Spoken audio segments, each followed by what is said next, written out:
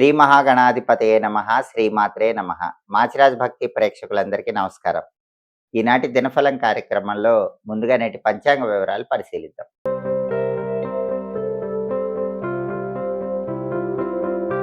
April 14 మంగళవారం దినఫలాన్ని పరిశీలిస్తే ద్వాదశి తిథి ఉంది. శతభిష నక్షత్రం సాయంకాలం 4 గంటల నిమిషాల వరకు ఉంది. ఆ తర్వాత పూర్వభాద్ర నక్షత్రం వచ్చింది. మంగళవారం శతభిష నక్షత్రంతో కలిసి వస్తే మృత్యు యోగం ఉంటుంది. ఇది అపమృత్యు దోషాలను కలిగింపజేస్తుంది. అంటే 12 రాసుల వాళ్ళు సాయంకాలం 4లో పని మీద బయటికి వెళితే గండం ఉంది, ఏదైనా దెబ్బలు తగిలే అవకాశం ఉంది, మృత్యుయోగం వల్ల ఈ ఇబ్బందులు ఉన్నాయి. సాయంకాలం 4 తర్వాత పూర్వభాద్ర నక్షత్రం ఉంది. మంగళవారం పూర్వభాద్ర నక్షత్రంతో కలిసి వస్తే కాలయోగం ఉంటుంది. ఇది అకారణ అవమానాలను కలిగింపజేస్తుంది. ఎవరో ఒకళ్ళు మిమ్మల్ని మాటలు అంటానికి అవకాశం ఉంది. అంటే 2 యోగాలు వ్యతిరేకంగా ఉన్నాయి, మృత్యుయోగం, కాలయోగం. 4 లోపు ప్రయాణం చేస్తే సాయంత్రం 4 లోపు దెబ్బలు తగిలే అవకాశం ఉంది. 4 తర్వాత సాయంత్రం ప్రయాణం చేస్తే అవమానాలు ఎదుర్కొనే సూచనలు ఉన్నాయి. ఇలా జరగకుండా ఉండాలంటే ఏం చేయాలి? ప్రయాణాలు చేసినా కలిసి రావాలంటే, పనుల మీద బయటికి వెళ్ళినా అదృష్టం పట్టాలంటే, కార్యసిద్ధి లభించాలంటే, ఈ యోగాలు ఇచ్చే వ్యతిరేక ఫలితాలు రాకుండా ఉండాలంటే ఆంజనేయ స్వామికి పూజ చేసిన సింధూరం బొట్టు కానీ, దుర్గాదేవికి పూజ చేసిన కుంకుమ బొట్టు కానీ పెట్టుకొని ఒక బెల్లం ముక్క నోట్లో వేసుకున్న నవ్వులుతూ వెళ్ళండి. అప్పుడు యోగాలు వ్యతిరేకంగా ఉన్న ఎలాంటి ఇబ్బందులు ఉండవు, కార్యసిద్ధి ఏర్పడుతుంది. అలాగే రాశిచక్రం చాట్లో గ్రహాల స్టేటస్ తీసుకుంటే మంగళవారానికి అధిపతి అయిన కుజుడు మీనంలో, గురువు ఇంట్లో ఉన్నాడు, మిత్రక్షేత్రంలో ఉన్నాడు. ఇది అనుకూలమే కాబట్టి ప్రాపర్టీ రిజిస్ట్రేషన్లకు సంబంధించిన చర్చలు చేసుకోవడానికి బలం ఉంది. ప్రాపర్టీ రిజిస్ట్రేషన్లు మాత్రం మంగళవారం చేయకూడదు. రిజిస్ట్రేషన్లకు సంబంధించిన చర్చల వరకు చేసుకోవచ్చు. అప్పులు తీర్చడానికి బలం ఉంది. రియల్ ఎస్టేట్లో ఉన్న వాళ్ళు ఇంపార్టెంట్ డెసిషన్స్ తీసుకోవడానికి బలం ఉంది. బ్రదర్స్తో ఉన్న డిస్ప్యూట్స్ క్లియర్ చేసుకోవటానికి, వాళ్ళతో ముఖ్యమైన చర్చలు చేయడానికి బలం ఉంది. అలాగే శతభిష నక్షత్రానికి అధిపతి అయిన రాహు ఈరోజు కుంభంలో ఉన్నాడు కాబట్టి, శనింట్లో ఉన్నాడు, ఇది అనుకూలమే కాబట్టి 12 రాసుల వాళ్ళకి విదేశీయాన ప్రయత్నాలు అనుకూలిస్తాయి. స్నేహితులతో కలిసి ముఖ్యమైన కార్యక్రమాలు ప్రారంభిస్తే ఆ కార్యక్రమాలు దిగ్విజయంగా పూర్తి చేసుకోవచ్చు. అలాగే పూర్వభాద్ర నక్షత్రానికి అధిపతి అయిన గురువు మిథునంలో ఉన్నాడు.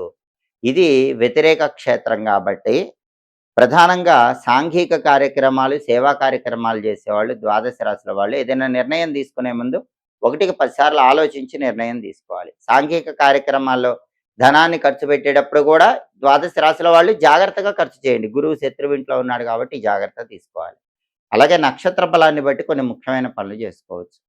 ప్రధానంగా శతభిష నక్షత్రం సాయంత్రం 4 వరకు ఉంది కాబట్టి శతభిష ఉన్న సమయంలో ఎవరైనా సరే కొన్ని ముఖ్యమైన పనులు చేసుకోవచ్చు. అవేంటంటే వ్యవసాయానికి సంబంధించిన పనులు, అగ్రికల్చర్ రిలేటెడ్ వర్క్ చేసుకోవచ్చు.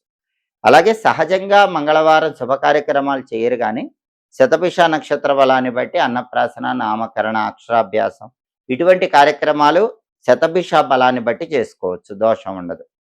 అలాగే కంప్యూటర్ కోచింగ్ సెంటర్స్లో జాయిన్ అవ్వటానికి, భూములు, గృహాలకు సంబంధించినటువంటి ముఖ్యమైనటువంటి డాక్యుమెంటేషన్ల పరంగా చర్చలు చేయటానికి బలం ఉంది. మళ్ళీ రిజిస్ట్రేషన్లు మాత్రం మంగళవారం కాబట్టి చేసుకోకూడదు. అదేవిధంగా ఈరోజు ప్రధానంగా శతభిష నక్షత్ర బలాన్ని బట్టి సాయంత్రం 4 లోపు ఎవరైనా సరే గ్రహదోష నివారణకు చేసే జపాలకు కానీ, శాంతులకు కానీ బలం చాలా బాగుంది. గ్రహదోషాలు పోగొట్టుకోవడానికి ఇచ్చే దానాలకు కూడా శతభిష నక్షత్రం అనుకూలిస్తుంది. సాయంత్రం 4 వరకు శతభిష నక్షత్ర బలాన్ని బట్టి ఈ పనులు చేసుకోవచ్చు. సాయంత్రం 4 తర్వాత పూర్వభద్ర నక్షత్రం వచ్చింది. పూర్వభద్ర బలాన్ని బట్టి కూడా కొన్ని పనులు చేసుకోవచ్చు. పూర్వభద్ర బలాన్ని బట్టి తోటలు, ఉద్యానవనాలు పెంచడానికి అనుకూలం. మంత్ర విద్యలు గురువుల దగ్గర నేర్చుకోవటానికి పూర్వభద్ర మంచిది.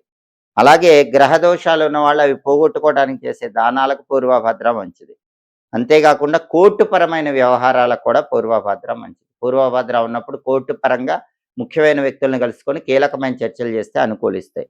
అలాగే ఎదుటి వాళ్ళకు మాయమాటలు చెప్పడానికి పూర్వభద్ర అనుకూలం. ఒక్కొక్కసారి మన వైపు న్యాయం ఉంటే మోసం చేసైనా సరే ఎదుటి వాళ్ళ మీద విజయం సాధించడానికి చేసే ప్రయత్నాలకు కూడా పూర్వభద్ర నక్షత్రం అనుకూలిస్తుంది. సాయంకాలం 4 తర్వాత పూర్వభద్ర నక్షత్ర బలాన్ని బట్టి ఈ ముఖ్యమైన పనులన్నీ ద్వాదశ రాశుల వాళ్ళు చేసుకోవచ్చు. అలాగే ఈనాటి దినఫలం కార్యక్రమంలో ద్వాదశ రాశుల వాళ్ళ రాశి ఫలితాలు ఎలా ఉన్నాయో ఇప్పుడు మనం పరిశీలిద్దాం. ముందుగా మేషరాశి. మేషరాశి వాళ్ళకి ఈరోజు ప్రధానంగా శుభ కార్యక్రమ నిమిత్తమై ధనం కోసం ప్రయత్నిస్తే ధనం లభించే సూచనలు ఉన్నాయి. శుభ కార్యక్రమాలకు సంబంధించినటువంటి పనులు నిర్వహించుకుంటూ ఉన్నట్లయితే ఆ పనుల్లో కూడా ఆలస్యం లేకుండా పనులు విజయవంతంగా పూర్తి చేసుకోవచ్చు. సుఖము, సంతోషము, శాంతి లభించే సూచనలు మేషరాశి వాళ్ళకి ఈరోజు ఎక్కువగా ఉన్నాయి. తదుపరి వృషభ రాశి. వృషభ రాశి వాళ్ళకి ఈరోజు వ్యాపారంలో మంచి లాభాలు వచ్చే సూచనలు ఉన్నాయి. ఏదో ఒక విధంగా వ్యాపారం కలిసొచ్చి మంచి లాభం ఈరోజు వృషభ రాశి వాళ్ళు పొందగలుగుతారు. అలాగే ఉన్నత పదవులు పొందటానికి ఉద్యోగాల్లో ఉన్న వాళ్ళు చేసే ప్రయత్నాలు అనుకూలిస్తాయి. ప్రమోషన్ ప్రయత్నాలు అనుకూలిస్తాయి. కీర్తి ప్రతిష్టలు, గౌరవ మర్యాదలు ఈరోజు వృషభ రాశి వాళ్ళు పొందగలుగుతారు. తదుపరి మిథున రాశి. మిథున రాశి వాళ్ళకి ఈరోజు ప్రధానంగా వృత్తి, ఉద్యోగ, వ్యాపార రంగాల్లో సామాన్యమైనటువంటి లాభాలు కనిపిస్తున్నాయి. అద్భుతమైన లాభం లేదు కానీ ఎంతో కొంత మాత్రం ధనపరంగా మిథున రాశి వాళ్ళు చేస్తున్న వృత్తిలో లాభాన్ని పొందగలుగుతారు. తదుపరి కర్కాటక రాశి. కర్కాటక రాశి వాళ్ళు ఈరోజు బంధుమిత్రులు కలుసుకుంటారు. వాళ్ళతో ఉల్లాసంగా, ఉత్సాహంగా కాలాన్ని గడుపుతూ ఉంటారు. అలాగే బంధుమిత్రులకు సంబంధించిన సుఖజీవనం అనేది ఈరోజు ఉండటానికి అవకాశాలు ఎక్కువగా ఉన్నాయి. శుభ కార్యక్రమాలు నిర్వహించడానికి చేసే ప్రయత్నాల్లో కూడా చాలా వరకు కర్కాటక రాశి వాళ్ళు అనుకూల ఫలితాలే పొందుతారు. తదుపరి సింహరాశి. సింహరాశి వాళ్ళకి ఈరోజు సామాన్యంగా వ్యాపారం నడుస్తుంది. అద్భుతమైన లాభాలు ఉండవు, పెద్దగా నష్టాలు కూడా ఉండవు. సామాన్యంగా వ్యాపారం నడుస్తూ ఉంటుంది. అలాగే శత్రువుల వల్ల మాత్రం సింహరాశి వాళ్ళు కొద్దిగా ఈరోజు సమస్యలు ఎదుర్కొనే సూచనలు ఉన్నాయి కాబట్టి శత్రువులతో మాట్లాడేటప్పుడు, వ్యవహరించేటప్పుడు కొంచెం జాగ్రత్తగా ఉండటం మంచిది. తదుపరి కన్యారాశి. కన్యారాశి వాళ్ళకి ఈరోజు అకారణంగా కొన్ని ఆందోళనకరమైన పరిస్థితులు చోటు చేసుకుంటాయి. అటువంటప్పుడు మనస్సు ప్రశాంతంగా ఉంచుకోవాలి. బంధుమిత్రులతో కలహాలు ఏర్పడే సూచనలు కన్యారాశి వాళ్ళకు ఉన్నాయి కాబట్టి వాళ్ళతో గొడవలు రాకుండా జాగ్రత్తగా బంధువులతో, మిత్రులతో మాట్లాడే ప్రయత్నం చేయటం కన్యారాశి వాళ్ళకి అవసరం. తదుపరి తులారాశి. తులారాశి వాళ్ళకి ఈరోజు ప్రధానంగా హృదయ సంకట పరిస్థితులు కొన్ని ఎదురయ్యే సూచనలు ఉన్నాయి. అటువంటప్పుడు మనోధైర్యంతో, మొండి ధైర్యంతో నిర్ణయం తీసుకుంటే ఆ నిర్ణయాలు తులారాశి వాళ్ళకి పూర్తిగా అనుకూల ఫలితాలు ఇస్తాయి. అలాగే ఈరోజు వృత్తిపరంగా ధనలాభం ఉంటుంది. ఉద్యోగమైనా, వ్యాపారమైనా తులారాశి వాళ్ళు ఈరోజు ధనపరంగా మంచి ప్రయోజనాలు పొందే సూచనలు ఉన్నాయి. తదుపరి వృశ్చిక రాశి. వృశ్చిక రాశి వాళ్ళకి ఈరోజు ఉద్యోగ రంగంలో వ్యతిరేకతలు ఉన్నాయి. ఎందుకంటే సహోద్యోగులందరూ కూడా మిమ్మల్ని కొద్దిగా ఇబ్బంది పెట్టే సూచనలు ఎక్కువగా కనిపిస్తున్నాయి కాబట్టి ఉద్యోగ రంగంలో ఉన్న వాళ్ళు ఆ వ్యతిరేక ఫలితాలు పొందే సూచనలు వృశ్చిక రాశి వాళ్ళకి ఎక్కువగా ఉన్నాయి. వృధా ఖర్చులు కూడా ఉన్నాయి. రూపాయి ఖర్చు పెట్టాల్సిన చోట 10 రూపాయలు ఖర్చు పెట్టే అవకాశం వృశ్చిక రాశి వాళ్ళకు ఉంది. వెల్లుల్లి రెబ్బ దగ్గర ఉంచుకొని వెళ్ళండి. అప్పుడు ఈ వృధా ఖర్చులు, ఉద్యోగంలో వ్యతిరేకతలు ఇవన్నీ తగ్గింపజేసుకోవచ్చు. తదుపరి ధనుసు రాశి. ధనుసు రాశి వాళ్ళకి ఈరోజు బంధుమిత్రులతో కలిసి ఉల్లాసకరమైనటువంటి, ఉత్సాహకరమైనటువంటి జీవనాన్ని గడిపే యోగం ఉంది. శుభ కార్యక్రమాలు నిర్వహించడానికి చేసే ప్రయత్నాలు కూడా ధనుస్సు రాశి వాళ్ళకి చాలా చక్కగా యోగిస్తాయి. కార్యసిద్ధి ఈరోజు సులభంగా ధనుస్సు రాశి వాళ్ళకి ఏర్పడుతుంది. తదుపరి మకర రాశి. మకర రాశి వాళ్ళకి ఈరోజు ప్రధానంగా ఏ పని ప్రారంభించినా సరే ఆ పనిలో కొన్ని వాదోపవాదములు చోటు చేసుకునే సూచనలు ఉన్నాయి. అంటే ఎదుటి వాళ్ళతో అనవసరంగా వాదనకు దిగే సూచనలు ఉన్నాయి. అలా దిగకుండా జాగ్రత్తగా ఉండాలి. వాదించకుండా మీ పని మీరు చూసుకునే ప్రయత్నం చేయాలి. స్త్రీల వల్ల కొన్ని సమస్యలు ఈరోజు మకర రాశి వాళ్ళు ఎదుర్కొనే సూచనలు ఉన్నాయి. అంటే మకర రాశి పురుషులైనా, మకర రాశి స్త్రీలైనా ఇతర స్త్రీల వల్ల ఇబ్బందులు ఎదుర్కొంటారు కాబట్టి స్త్రీలతో వ్యవహరించేటప్పుడు జాగ్రత్తగా వ్యవహరించాలి. జాగ్రత్తగా ఆలోచించి మాట్లాడే ప్రయత్నం చేయాలి. తదుపరి కుంభరాశి. కుంభరాశి వాళ్ళకి ఈరోజు ధార్మిక రక్షణ పెరుగుతుంది. వ్యాపార రంగంలో విశేషమైన లాభం చేకూరుతుంది. ఉన్నత పదవులు, కీర్తి ప్రతిష్టలు పొందటానికి చేసే ప్రయత్నాలన్నీ కూడా కుంభరాశి వాళ్ళకి చాలా చక్కగా అనుకూలిస్తాయి. తదుపరి మీనరాశి. మీనరాశి వాళ్ళకి ఈరోజు సామాన్యమైన ధనలాభం కలుగుతుంది. అద్భుతమైన ధనలాభం లేకపోయినా ఎంతో కొంత ధనపరంగా మీనరాశి వాళ్ళు ప్రయోజనాలు పొందుతారు.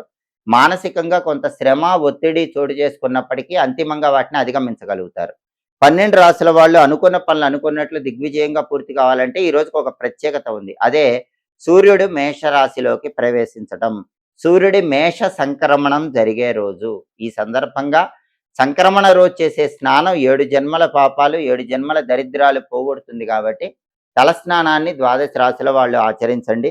అలాగే ప్రధానంగా కార్యనిమిత్తమై బయటికి వెళ్ళేటప్పుడు ఓం మేష సంక్రమణ రవయే నమః అనే మంత్రం 21 సార్లు లేదా 11 సార్లు చదువుకొని పని మీద బయటికి వెళ్ళండి.